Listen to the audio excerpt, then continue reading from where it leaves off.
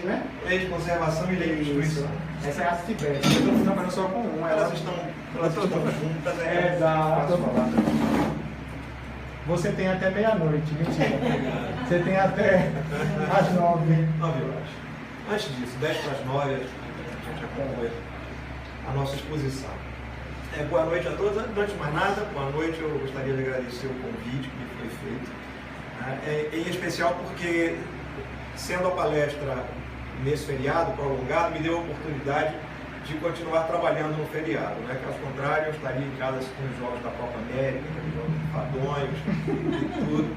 Então, me deu a oportunidade de continuar trabalhando e me dá a oportunidade agora de falar sobre Espiritismo, que é uma das coisas que eu mais gosto de fazer na vida. Desde que eu conheci o Espiritismo antes de 1990, um pouco antes de 1990, 89, 88, por aí, eu me dediquei ao estudo do Espiritismo, ainda em Rondônia, onde eu e Rose moramos por 21 anos. Comecei na Centro Espírita Bezerra de Menezes, né, e daí passei para o Movimento Espírita de Rondônia, fazendo vários trabalhos, dedicando-me sobretudo à UESD, a área de estudo sistematizado da doutrina espírita. Depois que voltamos para Salvador, continuamos aqui o nosso trabalho e hoje eu sou um trabalhador federativo, depois de ter passado por várias casas espíritas, fazendo esse tipo de trabalho junto à área de estudo. Presidi por um tempo a Cruzada dos Militares Espíritas e logo depois que passei a presidência para o Marco Antônio, eu fui me dedicar ao trabalho federativo. Hoje eu estou na federação, na área de estudo do Espiritismo. Então, se a casa, por exemplo, tem interesse em implantar Nós temos o ESG aqui. O ESG, se tiver interesse também de que nós venhamos aqui algum dia para participar com vocês, para ouvir o que vocês têm a dizer e de alguma forma contribuir com o crescimento do estudo na casa, a Federação Espírita do Estado da Bahia também está à disposição nesse dia. Porque, afinal de contas, todos somos federação. A gente fala federação, mas todos, na verdade, somos federativos. E hoje viemos aqui para falar sobre duas leis, dentre as 10, que Kardec selecionou. Ele até pergunta aos espíritos se ficaria bom as 10 leis. Os espíritos dizem assim, como os 10 mandamentos de Moisés, está ótimo. Para fins didáticos está ótimo, mas sabendo que existem muitas outras leis. Mas Allan Kardec, para efeito didático, dividiu em 10 leis morais. E logo no início dessa parte do Livro dos Espíritos, da parte terceira do Livro dos Espíritos, há uma explicação sobre lei natural ou lei divina, para dizer que a lei divina, ela se divide, na verdade, em duas partes. As leis que são as leis físicas, e as leis físicas são objeto de estudo da ciência materialista, e as leis morais, que são objeto de estudo das filosofias, né, e das religiões. Sendo o Espiritismo uma filosofia, até muito mais do que uma religião do ponto de vista institucional, como assim, foi o que Kardec quis nos dizer, não é uma religião como as outras religiões, são conhecidas como instituição religiosa, mas tem o seu caráter religioso. Né? E as leis morais, portanto, são objeto de estudo dessas religiões, dessas doutrinas, porque logo no início os espíritos vão explicar, dando o conceito de moral, dizendo que moral é a regra do bom proceder. A moral consiste em distinguir o bem do mal. E quando os espíritos dizem isto, eles estão dizendo, na verdade, que as leis morais têm a ver com essas nossas escolhas, com as escolhas que nós fazemos diariamente, nessa distinção do bem e do mal, de que caminho nós devemos tomar para trilhar a senda do bem ou para enveredar pelos desvios do mal. Então a ideia das leis morais é exatamente essa. Começando pela lei de adoração, os espíritos vão lembrar como é que se deve adorar a Deus, e passando depois pela reprodução, pelo trabalho, por todas as outras leis que compõem esse sistema que eu costumo chamar de sistema legal divino. que é um sistema legal divino. E por que eu digo que é sistema? Porque essas leis, elas são todas solidárias, elas se interconectam, se interrelacionam entre si. Não é possível você dissociar uma lei das outras. Elas estão todas conectadas umas com as outras. Portanto, para você entender uma lei, é preciso que você compreenda igualmente as demais leis. Elas têm que ser estudadas como um sistema. Não faria sentido, por exemplo, você compreender a lei de igualdade fora da lei de sociedade, quando os Espíritos dizem que nós fomos criados para viver em sociedade. E viver em sociedade é respeitar a igualdade perante Deus. Todos fomos criados iguais perante Deus. Deus dá a todos nós os mesmos direitos e oportunidades. Não é isso? Então, não há diferentes para Deus. Todos somos iguais. Desde o momento que fomos criados simples e ignorantes, até as oportunidades que Deus nos confere para chegarmos à perfeição. Nesse ponto nós somos iguais. Então vejam, tudo tem uma conexão entre si. E as leis de conservação e destruição, eu a princípio fiquei perguntando por que nós íamos estudar duas leis de uma vez só. Porque só a lei de conservação já é muito extensa para se estudar. Depois a lei de destruição também é muito extensa para se estudar. Mas por que as duas juntas?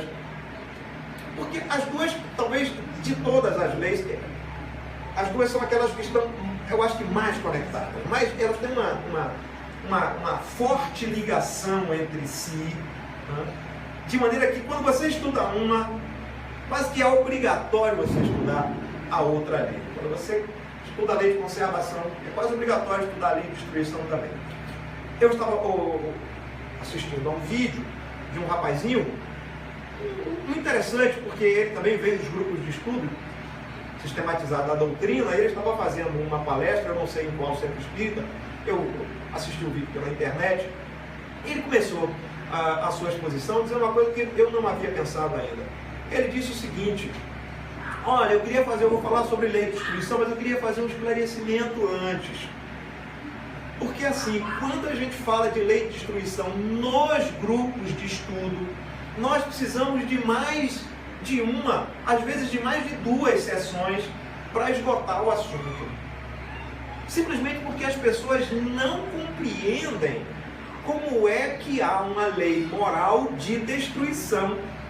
Se tudo na natureza converge, conspira para a criação, para a conservação, para a manutenção, ou, em outras palavras, para a vida. Quando a gente começa a falar de ele dizendo, né?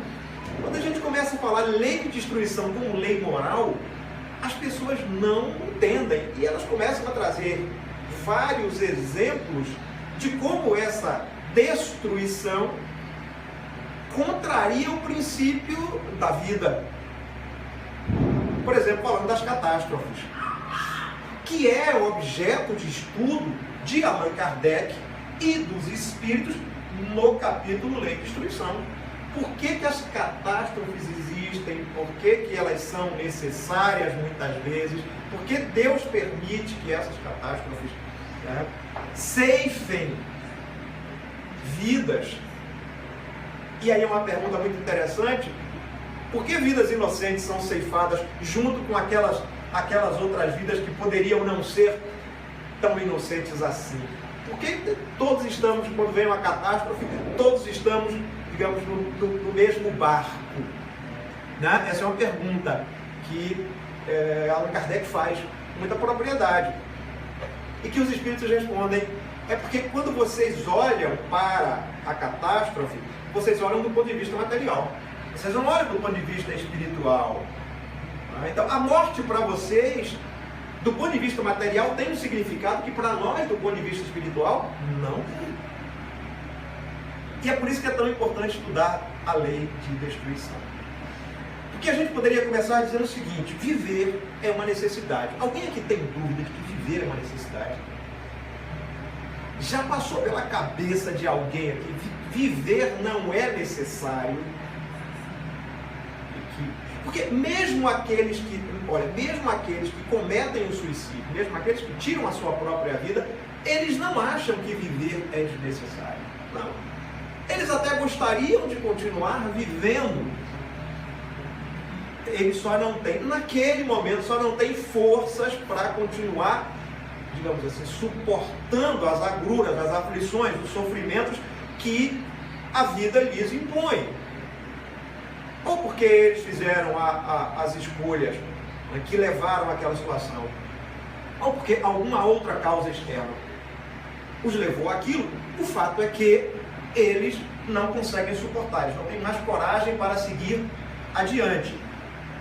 Então, pensando que vão resolver os seus problemas, eles se suicidam. Mas não que eles não sentissem necessidade de continuar vivendo. Até sempre, tanto que nas suas cartas testemunhos, eles falam muito disso, né?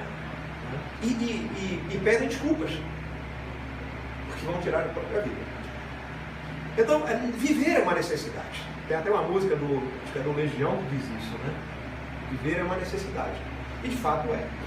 E Deus criou a necessidade de viver e fez com que nós tivéssemos esse sentimento inato de que a vida é necessária. Por quê? Porque nós precisamos contribuir com o progresso da humanidade, das civilizações, né, dos mundos habitados, do universo de maneira geral. Nós somos contribuidores desse progresso, nós somos co-criadores. Ele nos criou para que nós fôssemos co-criadores. Portanto, nós, nesse papel de co-criador, temos que sentir a vida como uma necessidade. Não pode ser alguma coisa que, se for tudo bem, se não for também não faz falta. Não. Daí porque os nossos impulsos internos são todos nesse sentido, de querer viver. Você sente alguma dor, alguma coisa, você corre logo pro médico, você vai... Não é isso? Porque você quer continuar vivendo, você quer continuar existindo. Você está envelhecendo, mas você não diz, você não ora agora à noite, os que já caminharam um pouquinho mais, né, dona Rosa? Já caminharam um pouquinho mais. Não, ninguém vai orar, quer dizer, senhor, já deu para mim, pode me chamar hoje à noite. Não, você diz, olha, me deixa mais um pouquinho aqui na terra, se for possível. Tenho algumas coisas para resolver, ainda não paguei a conta de luz, a conta de água está atrasada, eu não quero morrer devendo, então se me dá mais um mesinho aí, pelo menos. E assim a coisa vai, quer dizer, a vontade é essa, a vontade de Deus. Por isso, o instinto de conservação. Aí começamos a falar da primeira lei, que é a lei de conservação. O instinto de conservação. Um instinto de conservação que faz com que nós queiramos nos manter vivos. Mas vivos materialmente. Porque para os espíritas a questão da morte está resolvida, não está? Tem certeza? Tem certeza que está? Nós já sabemos que somos espíritos imortais, não é isso? Pronto, que a vida é uma só, a vida do espírito é uma só e vivemos várias existências corpóreas. Então isso parece que está resolvido. Mas é aí que o Allan Kardec pergunta, mas se nós sabemos que somos espíritos imortais, por que queremos tanto continuar vivendo? Por que queremos tanto continuar vivendo? Essa é uma pergunta muito interessante, né? E a resposta dos espíritos é porque vocês têm que dar a sua contribuição como humanos para o progresso da humanidade. Então, nós temos um papel fundamental na história da humanidade, que é dar a nossa contribuição. Qual de nós desconhece que neste momento que nós estamos aqui falando do Espiritismo, outros estão ali no templo ao lado, falando das religiões, de Jesus, do Evangelho, outros estão ali falando do bem, da construção do bem, da construção da paz. Qual de nós desconhece que nesse momento nós estamos dando uma contribuição para o progresso da humanidade? Por mais singela que seja a nossa contribuição, nós somos uma célula dentro desse grande tecido social, formado por instituições, por coletividades e por indivíduos, que contribuem para o progresso da humanidade. Porque eu imagino que quando nós sairmos daqui nesta noite, nós vamos sair diferentes. Não é? Por menos que eu fale, por menos importante que seja a minha mensagem, por menos que ela contribua com o aprimoramento de vocês, de alguma maneira ela fará uma diferença. Eu devo falar alguma coisa nestes 45 minutos que deve significar alguma coisa para vocês. Pelo menos uma reflexão que eu pretendo deixar para que nós saímos daqui pensando em como será a minha vida hoje, ou amanhã, ou depois de amanhã, o prosseguimento das nossas jornadas. Essa que é a verdade. Então, esse é o nosso papel. É por isso que nós precisamos continuar vivos. Porque a humanidade, ela espera esse nosso contributo, essa nossa contribuição. Espera em Deus espera de nós que nós possamos fazer essa contribuição. E vocês vejam que isso é tão interessante, pensar em conservação e destruição, e da maneira como essas duas leis estão relacionadas, e há também, na lei de destruição, há também um pouco do instinto. Bastando lembrar que no início nós éramos instintos, né? Se a gente pegar aquela síntese do Espírito Lázaro em O Evangelho segundo o Espiritismo, Lei do Amor, quando ele diz, no princípio éramos instintos, depois mais avançados e corrompidos, sensações, depois instruídos e depurados sentimentos. Se a gente pegar o início da nossa trajetória evolutiva como espíritos, onde nós éramos só instinto e, portanto, nós não fazíamos escolhas racionais, mas ainda não éramos dotados de razão, como somos hoje, estávamos quase que no piloto automático. Sabe o que é piloto automático, né? A gente nascia, a gente procriava, a gente se alimentava, a gente reproduzia, mas nesse pequeno espaço de tempo, e não durava muito, porque nas fases mais primitivas os espíritos, evidentemente que não ficavam muito tempo na Terra. Eles não viviam como nós vivemos hoje. Não havia condições para isso. Viviam pouco. Mas quando eles voltavam para o mundo espiritual, eles eram, evidentemente, aprimorados, tanto na sua forma perispiritual, quanto na sua inteligência, depois retornavam até e ficavam, né, nessas idas e vindas, até que pudessem chegar à idade da razão.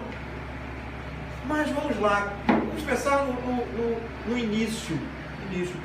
Qual era a nossa principal necessidade naquele momento?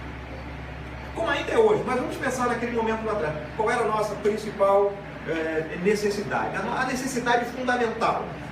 Se alimentar. O Diego já falou aqui, se alimentar. Não é isso mesmo? Bem, mas pense que para se alimentar, nós estamos falando do ponto de vista individual, para se alimentar, alguma coisa precisava ser destruída. Não é? Um animal precisava ser destruído. Então, nós precisávamos matar o animal através da caça para sobreviver. Nada de errado nisso. Lei de destruição, lei de conservação, as duas caminham juntas nesse processo. Como leis divinas. Não é isso mesmo? Bem. Quando nós geríamos a carne, o que é que acontecia com essa digamos, vamos falar da carne da caça, o que é que acontecia com esse alimento? Como ele não era cozido, vamos lembrar, a digestão demorava muito para acontecer, mas esse alimento, ele era também transformado. Ele era transformado. Essa palavra transformada era muito importante na lei de destruição. Porque os espíritos vão dizer, em determinada resposta dada a Kardec, que destruição até não é bem o termo. Talvez melhor fosse dizer transformação. No sentido de renovação. Então, quando nós estávamos ali digerindo o alimento, nós estávamos transformando. Alguma coisa estava sendo destruída para dar lugar a outra. Aquele alimento ia ser transformado em carboidrato, em proteínas, em vitaminas, uma série de substâncias que eram necessárias para o nosso corpo continuar sobrevivendo, para alimentar as nossas células e, portanto, para fazer com que elas continuassem vivas.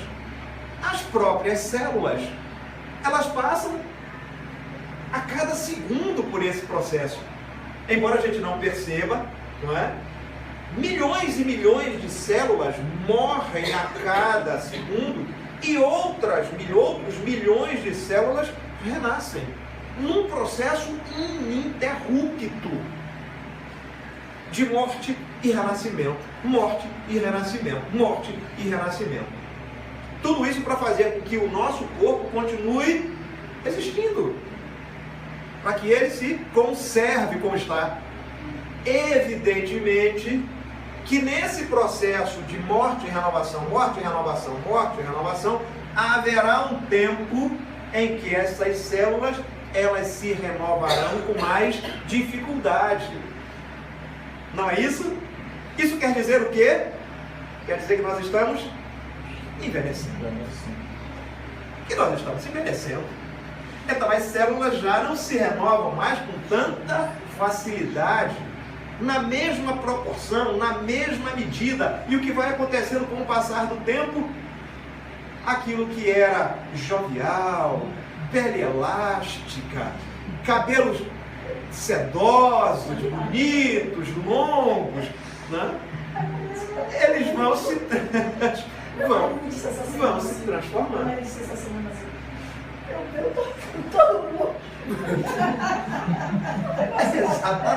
Exatamente isso. Exatamente isso. Mas observem uma coisa, apesar de todos os esforços que nós fazemos, a ciência coloca à nossa disposição uma série de instrumentos, de recursos, de possibilidades. Normalmente os mais ricos, os mais aquinhoados, têm mais essas possibilidades, mas mesmo assim a gente vê hoje quem não tem tanta possibilidade, juntando um dinheirinho, né? Nós temos amigos, amigas que fazem isso, né?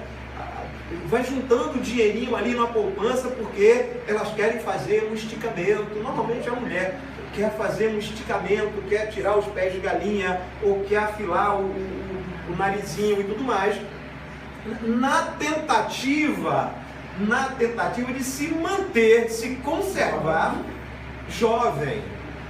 Mas apesar de todos esses esforços, e é muito interessante a gente perceber que apesar de todos esses recursos, a coisa não conspira em favor da pessoa.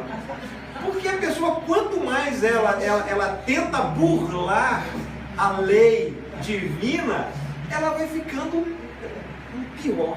Eu não sei se pior é o termo, não sei se... Não é?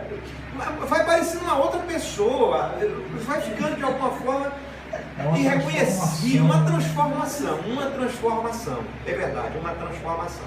Mas quando a pessoa faz isso, eu não sei se não saberia dizer, porque não tenho nem estudos, isso não tem base científica, né?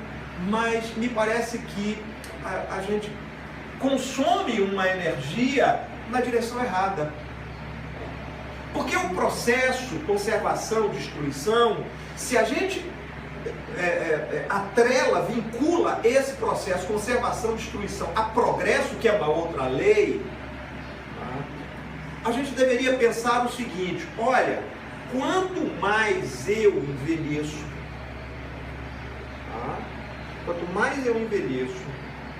quanto menos energia eu tenho para gastar, mais eu tenho que me aquietar. E ao me aquietar, eu tenho mais tempo para refletir, para reflexionar na vida. É por isso que a velhice, ela é quase sempre relacionada ao estado de sabedoria das pessoas. Dificilmente você vai encontrar um jovem sábio. Normalmente os sábios são aqueles velhinhos de barbas brancas ou aquelas senhoras muito já, né, de cabelos bem grisalhos, brancos, branquinhos e tal. Pois é, a quem nós vamos pedir conselhos. Qual de nós vai pedir conselho a um jovenzinho recém-saído da adolescência, dificilmente algum de nós vai pedir um conselho, não é isso, Lázaro? Tá? Você vai pedir um conselho à sua mãe, que já viveu mais do que você, já viveu mais experiências, e hoje está numa fase que não vai ficar correndo por aí batendo perna. Não tem mais energia para isso. O quê?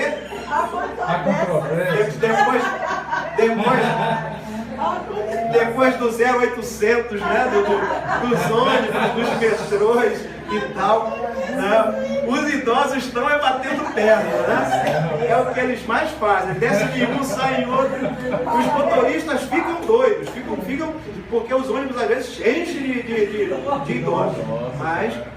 Mas de qualquer maneira, isso é na modernidade, mas de qualquer maneira, nós deveríamos aproveitar essa fase da vida para pensar mais, porque já não demandamos mais tanta energia assim para realizar as coisas, porque os nossos filhos cresceram e agora eles fazem por nós. Precisam fazer, não é isso, Lázaro? Exato. Precisam fazer, dando espaço para que os mais velhos agora pensem, reflitam, orientem, aconselhem os mais novos. Isso é papel social. Se a gente não compreende isso, a gente não compreende lei de conservação vinculada à lei de destruição e lei de progresso.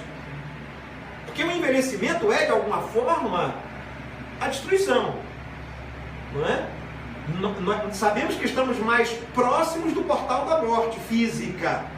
Em compensação, é quando nós temos mais experiência para transmitir. Veja, por exemplo, Chico Xavier, que é já muito idoso, já nos últimos anos da sua existência, dedicou a sua vida a trazer mensagens do além para aquelas mães isoladas pela morte dos seus filhos. Vejam agora Divaldo Franco, que apesar dos 92 ou 93 anos de idade, ele aproveita esse momento da sua existência para transmitir a nós que, teoricamente, ficamos, evidentemente que quando ele volta para o mundo espiritual, ele não parte definitivamente. Esperamos que ele fique conosco ainda na esfera espiritual, mas aqueles que ficam encarnados, ele vai transmitindo palavras de encorajamento, de bom ânimo, né? Para que nós possamos dar continuidade à obra que iniciamos. Esse vem sendo o papel dele agora, menos dedicado a cuidar das criancinhas lá na Mansão do Caminho, porque já tem muita gente para fazer isso, mas dedicado agora a levar sua mensagem ao mundo inteiro. Não apenas o Brasil, mas ao mundo inteiro, Europa, Estados Unidos, né? África, Ásia e por aí afora. Então essa é a fase que nós podemos aproveitar para transmitir tudo aquilo que nós acumulamos nesta se é que nós acumulamos. Também há um natural desaceleramento. Exatamente, há um natural desaceleramento. Vai chegando a idade e vai desacelerando. Exato. Ela fala que bate perna, então ela sai, mas quando ela era mais jovem, ela tinha 3 empregos, né? Era 2 no hospital e em casa. Sim. Né? Hoje ela só tem um de casa. E está bem menos, porque tinha muito mais gente para ela cuidar. Hoje ela só cuida de meu pai e do cachorro, acabou. Antes ela tinha 5 filhos dentro de casa, além de meu pai. Né? Então, assim, há um natural desaceleramento disso aí que vai se aquietando realmente. Mas o importante é nós percebermos, Lázaro, que esse desaceleramento, com essa desaceleração, não é à toa. Deus não criou o envelhecimento, não é? Para nada, não, para que nós sofrêssemos da velhice, com as artrites, com as artroses, com as dores disso ou dores daquilo, não. É para que nós ficássemos mais quietos, fizéssemos uma introspecção, olhássemos mais para dentro de nós mesmos, porque na fase da juventude a gente está olhando muito para fora. Nós estamos cuidando dos nossos filhos, das nossas famílias, do sustento da casa, todas essas preocupações que são naturais.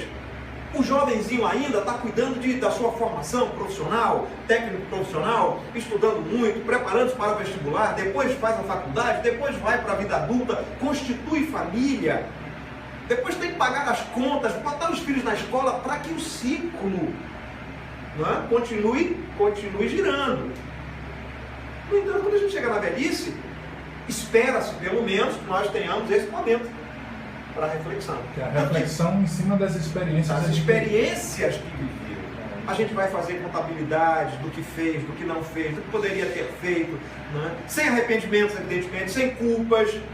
E aí chama os filhos e diz assim, olha, quando eu tinha a sua idade, né? E nós, filhos, normalmente não queremos aprender com os pais. Queremos aprender com as nossas próprias experiências, principalmente quando somos mais novos. Depois que nós envelhecemos, olhamos para trás e dizemos assim, puxa, tanta coisa meu pai disse que eu não levei em consideração, podia ter levado. Teria sofrido menos na vida. Então, a lei de destruição, a lei de conservação, do ponto de vista prático, tem também essa faceta, esse viés, né, de permitir que nós, ao mesmo tempo que o organismo vai se renovando, ele vai envelhecendo, né, para dar tempo mais da gente pensar. E eu fiquei pensando também, falando em lei de destruição, como em lei de conservação, como é importante a gente perceber como essas questões, elas são muito atuais. Por exemplo, se a gente pensar a lei de destruição do ponto de vista da ecologia, do que se discute hoje, a gente vai perceber que Allan Kardec está mais atual do que nunca. Porque veja, quando ele fala, por exemplo, em destruição natural e destruição abusiva, dizendo que existe uma destruição natural que é aquela que está dentro da lei de Deus, da lei moral. Quando nós matamos um animal para o nosso alimento, está dentro da lei natural. Eles dizem, nós ainda nos alimentamos da carne animal porque ainda é necessário para a nossa constituição orgânica, mas haverá um momento em que isso não será mais necessário. Aí os espíritos perguntam, mas e aqueles que matam para diversão, para divertimento? Aqueles que matam um animal para divertimento, destruição abusiva, vão pagar por isso, quer dizer, vão ter que sofrer as consequências de toda essa destruição abusiva. Quando nós vemos, por exemplo, as enchentes hoje, muitas delas são causadas pelo próprio homem. Eu não me canso de passar pelos lugares e ver os homens lançando dejetos às margens dos rios, por exemplo, dos córregos, dos cursos d'água de maneira geral. O que isso ocasiona? A obstrução do fluxo, da corrente. Não é? E quando chove, aquela obstrução vai impedir que essa água escoe naturalmente, vem as enchentes, mata as pessoas, desabriga as pessoas. O que é que nós vamos fazer? Reclamar dos governos. Quando os responsáveis somos nós mesmos. Não quero tirar a parcela de responsabilidade dos governos, mas a responsabilidade maior está naquele que lança esse tipo de dejeto nos locais que são impróprios, irresponsavelmente, e muitos com consciência de que estão fazendo o mal. Porque há aqueles que agem assim por ignorância. Infelizmente, ainda hoje há aqueles que agem por ignorância, por falta de educação. Mas a maioria já é instruída, já sabe que não pode fazer aquilo, tanto que faz na calada da noite. Pegar entulho de sua casa, é verdade. Basta lembrar, durante os Jogos Olímpicos, Rio 2016, tentaram fazer uma limpeza da Baía de Guanabara. O que se tirou de lá de dentro é uma brincadeira. De sofá a geladeira. De vaso sanitário a pneu de automóvel.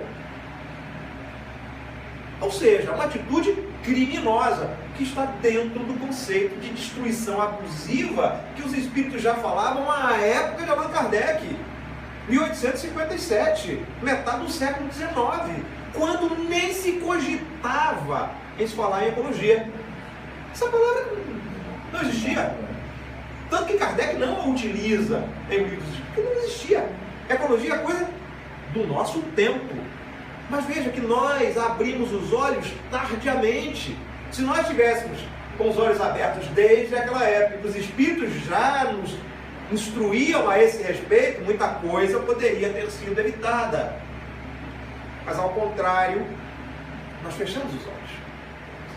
E por que fechamos os olhos? Porque a gente tem a tendência de achar que destruir é conservar. É uma tendência equivocada? Evidentemente que é. Mas, por exemplo, quando nós pensamos em destruir as florestas, nós estamos pensando em conservar a espécie humana. Porque não se pode pensar, eu vou destruir parte de uma determinada floresta, de uma determinada mata, para nada. Apenas para queimar a madeira e ver o fogo subir. Não. Eu vou destruir isso aqui porque eu vou plantar para produzir alimento para alimentar a humanidade, as pessoas. Evidentemente que quem faz isso está pensando no lucro. Tudo bem, está pensando no lucro. Mas a destinação final daquele produto é a alimentação das pessoas. Mas e por que se tem que destruir cada vez mais? Tem que se destruir cada vez mais? Porque junto com a lei de conservação e destruição, existe uma outra lei, que também é uma lei divina, que não está aí, né, dentro das leis morais, que é a lei de equilíbrio. Então, por que nós temos que produzir cada vez mais alimentos? Para satisfazer toda... Sabe por quê? E porque tanta gente ainda morre de fome, apesar de toda a produção. Podem ver, todos os anos, o Ministério da Agricultura, aqui no Brasil, anuncia safra recorde, safra recorde, safra recorde de milho, safra recorde de soja. E todo ano é safra recorde em cima de safra recorde. Quer dizer, são mais áreas plantadas, né? São mais insumos utilizados, são mais defensivos, são mais máquinas trabalhando para aumentar a produção. Mas por que tem tanta gente ainda morrendo de fome? Aí vem outra questão da destruição, que é o desperdício. Mais da metade do alimento produzido no mundo é desperdiçada. Então não tem como você alimentar a população mundial inteira, que são 7 bilhões e meio de pessoas, desperdiçando metade ou mais da metade daquilo que se produz no mundo. E o desperdício não é para dizer assim, é porque houve uma seca, não é aquilo que se perdeu nas catástrofes, nas inundações, nas alterações climáticas, nas geadas, não, o apodreceu nos celeiros, não, é aquilo que vai para a mesa do homem. É aquilo que é consumido pelo homem ou que não é consumido pelo homem e é jogado fora. O que é pior. Porque se eu consumisse tudo aquilo que eu adquiro e não desperdiço nada, isso é uma coisa. Mas eu adquiro mais do que eu preciso, consumo menos do que eu adquiro. E a parte que eu não consumo, eu jogo fora, desperdício. Aí a gente vê uma população faminta hoje. E a gente diz, por que há tantas pessoas passando fome? Em parte porque elas estão espiando. Em boa parte, em grande parte, pelo egoísmo do homem. Porque não é o fato de estarem espiando essas pessoas que muitas vezes levaram outras pessoas à fome em encarnações anteriores, não é porque elas estão espiando que elas não devam agora receber o alimento de quem desperdiça. Porque aí já entra uma outra lei, que é a lei de solidariedade.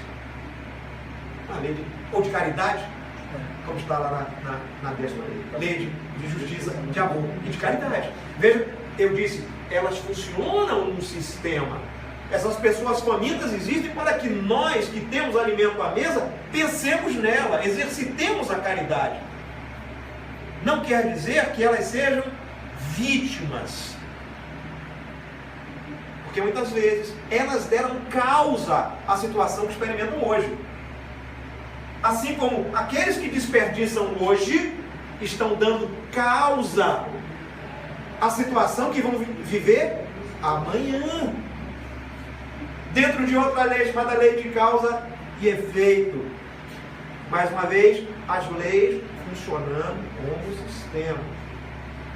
E se a gente quiser trazer ainda um outro aspecto da nossa sociedade hoje, que tem a ver com destruição e conservação, nós poderíamos falar da violência urbana, dos crimes violentos, né? E do decreto do presidente Jair Bolsonaro, que foi recentemente revogado pelo Senado. Não é para falar de política, é para falar de autodefesa, que está dentro da lei de conservação. Porque vejam, Allan Kardec já faz essa pergunta em 1857 aos espíritos. E aqueles que, usando do direito de se defender, tira a vida de quem o agride? Esse princípio da legítima defesa, Diego sabe, é advogado. Não é advogado você? Advogado. Ele está íncito no Código Penal, na Constituição e no Código Penal brasileiro.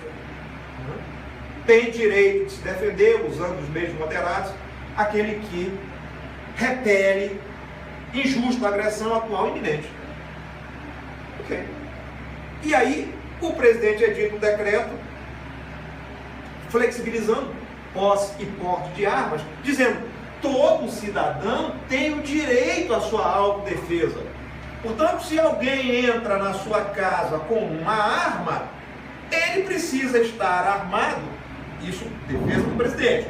Ele precisa estar armado para fazer face a essa possível agressão que ele vai sofrer.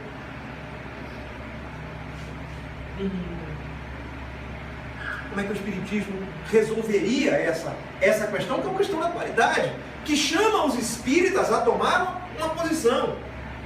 Ou como espíritas ou como cidadãos, vão ser chamados a tomar uma posição. Tanto quanto vão ser chamados a tomar uma posição em relação ao aborto, daqui a pouco.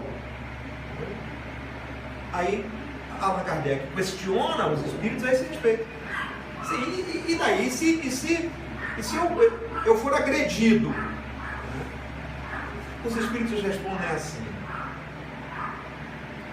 se houver mínima condição que seja de você se livrar da agressão sem ter que agredir o agressor, é assim que você deve agir. É assim que você deve agir. Você pode usar o seu direito de autodefesa, é legítimo, mas todo excesso pesa contra você. E se você puder se livrar da agressão, sem ferir o agressor, os espíritos estão dizendo o seguinte: você só tem o direito à autodefesa como último recurso. Se eu puder correr e fugir, é o que eu devo fazer para não ter que me confrontar com o agressor. Agora, muitos vão dizer: nesse caso, como eu estou em casa, como eu posso ser assaltado em casa e não tenho para onde correr, talvez o meu último recurso mesmo fosse uma arma. Há alguém que vai sustentar essa ideia. Nós precisamos estar preparados, não é para rebater, não é para dissentir, mas é para deixar clara uma posição dos espíritos, que ao mesmo tempo que defendem o direito à autodefesa, porque ninguém tem o direito de tirar a vida do outro, e o outro, pelo instinto de conservação, tem o direito de defender a sua, mas os espíritos também dizem que se nós pudermos tomar a atitude que evite o mal maior, que é a morte tanto do agressor quanto a sua própria morte, devemos fazê-lo. Então vejam que essas questões, conservação, destruição, por mais que aparentemente sejam questões, digamos, ultrapassadas, do passado, como muitos querem fazer crer, eu penso que são questões da maior relevância e da atualidade. Se pegarmos todo o conjunto de leis morais, a gente vai perceber, desde a igualdade, quando trata da igualdade entre homens e mulheres, e agora a igualdade de gêneros, vejam que é uma questão de atualidade, que nós não podemos fechar os olhos para isso. Então precisamos estudar, nos debruçar sobre essas questões nas casas espíritas, entre amigos, sem dissentir, sem essa animosidade que tanto se vê nos dias atuais em relação a ideologias políticas, né? nos grupos de WhatsApp, até entre membros de uma mesma família, sem nada disso. Ouvir as opiniões, respeitar as opiniões e dizer, olha, os espíritos pensavam dessa maneira em 1857, será que os espíritos hoje pensam de modo diferente? Vamos ver se há alguma coisa mais nova em relação a isso? Não há nada mais novo em relação a isso. Portanto, essa lei continua valendo, do jeito que está aqui. Como é que nós trazemos essa lei para os dias atuais? Como é que nós pensamos em igualdade, em lei de sociedade? Por exemplo, pensando nas famílias. Já pensaram? Quando o Livro dos Espíritos foi escrito, o modelo de família era patriarcal. Depois mudamos para uma família nuclear, uma outra composição, né? Já digamos, na metade do século XX, por aí. Aí depois vem agora as famílias contemporâneas cheias de diversidade, as famílias híbridas, as famílias monoparentais, alternativas, né? As famílias são constituídas a partir de casais homoafetivos. Tudo isso está aí reclamando um novo olhar, e o Espiritismo não precisa ser atualizado. Eu digo isso, nós é que precisamos nos atualizar em relação aos temas da sociedade de agora. O que falta muito também é um olhar amoroso sobre esses temas polêmicos, né? Que a sociedade reclama justamente um entendimento sobre isso, mas falta muito um olhar amoroso sobre esses temas. Por isso, Lázaro, é que os Espíritos disseram a Kardec que a lei de justiça, amor e caridade era a lei que resumia todas as outras. Isso é muito importante a gente notar. Resumia todas as outras. Porque quando os mesmos espíritos são indagados por Allan Kardec sobre qual o sentido da palavra caridade segundo a entendia Jesus, perceba que a segunda parte da resposta é indulgência para com as imperfeições alheias. Não é? A primeira é benevolência para com todas, mas a segunda é indulgência para com as imperfeições alheias. E o que é a indulgência para com as imperfeições alheias, se não tolerância e respeito em relação à diversidade, em relação ao diferente, em relação àquele que pensa diferente de nós, que tem um ponto de vista diferente do nosso? Isso é caridade. Então nós não podemos mais olhar o outro pelo que ele usa, como ele se veste, como ele usa o seu cabelo, qual é a cor da sua pele, né? Qual o seu grau de instrução, qual o seu poder aquisitivo. Nós já passamos dessa fase, a sociedade já avançou para um novo estágio. O progresso social nos trouxe até aqui dentro de um novo estágio. E nós, os espíritas, temos que ter uma posição de vanguarda. Não podemos mais ter uma posição de retaguarda. Agora uma posição de vanguarda, sem achar que o espiritismo precisa ser atualizado, mas pensando que nós, enquanto seres humanos, é que precisamos nos atualizar. Porque o espiritismo, até agora, ele é inabalável. Ele é inabalável. Portanto, se a lei de justiça, amor e caridade resume, todas as outras leis, elas precisam ter uma conexão, uma vinculação estreita com essa última lei. Justiça, amor e caridade. Lei de conservação, lei de destruição, também. Por todos aqueles aspectos que eu já falei. Eu não vou destruir abusivamente por caridade. E não apenas caridade a mim mesmo, que sou usufrutuário de tudo isso que está na natureza, mas porque eu preciso deixar para as gerações futuras, eu preciso deixar para os meus filhos, eu preciso deixar para aqueles que são os meus contemporâneos, os que estão vivendo comigo. Eu não posso pensar só em mim. Quando eu destruo abusivamente, eu destruo por egoísmo. Egoísmo é a negação da lei de amor, é a negação da lei de caridade. Está escrito pelos Espíritos, foi dito pelos Espíritos a Kardec. A negação da caridade é o egoísmo. Então eu não posso pensar a lei de destruição, por exemplo, sem pensar na lei de justiça, amor e caridade. Tanto quanto eu não posso pensar na lei de conservação sem pensar na lei de justiça, amor e caridade, porque a lei de conservação traz para nós a reflexão absolutamente necessária sobre necessário e supérfluo. Aquilo que nós já falamos aqui, o que é necessário para a nossa vida, para nos trazer a felicidade, e o que é supérfluo. Tudo aquilo que é supérfluo, segundo os Espíritos, tudo aquilo que é supérfluo é causa de desequilíbrio. Rompe, portanto, com uma das leis que é a lei de equilíbrio, e toda vez que há excesso, falta em algum lugar.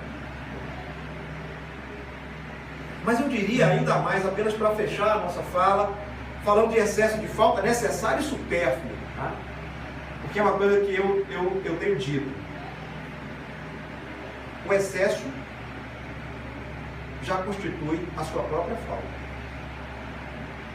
O excesso já constitui a sua própria falta. Agora falando do ponto de vista moral, não estou falando mais do ponto de vista material.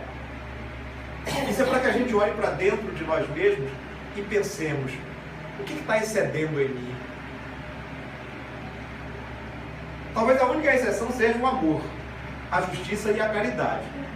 Mas quando eu tenho emoções em excesso, sinal de que está faltando alguma coisa. Ah, eu tenho alegria em excesso, talvez exista carência de alguma coisa. Né? Eu tenho tristeza em excesso, a mesma coisa. Então, me parece, do ponto de vista emocional, pelo menos, sempre que há um excesso de rigor, um excesso de disciplina, um excesso de qualquer coisa que vocês pensarem, é bom fazer uma reflexão em cima disso, para ver se não está existindo do outro lado da balança a falta de alguma coisa. Mantendo sempre esse equilíbrio que é tão necessário, talvez aqui lembrando aquele filósofo da antiguidade que disse certa feita que a virtude está no meio. A virtude está no meio, que é o ponto de equilíbrio para as nossas ações. Sobriedade, serenidade e tranquilidade para fazer tudo aquilo que é necessário fazer. Tá bom? Agradeço muito a atenção, o carinho, o acolhimento. Eu espero que tenha trazido algumas reflexões, pelo menos para o nosso São João aí, para a gente não ficar só no licor, né? E tirar um pouquinho, reservar um pouquinho do tempo para fazer reflexões sobre o que está faltando e o que está excedendo nas nossas vidas. Obrigado, boa noite. Um abraço.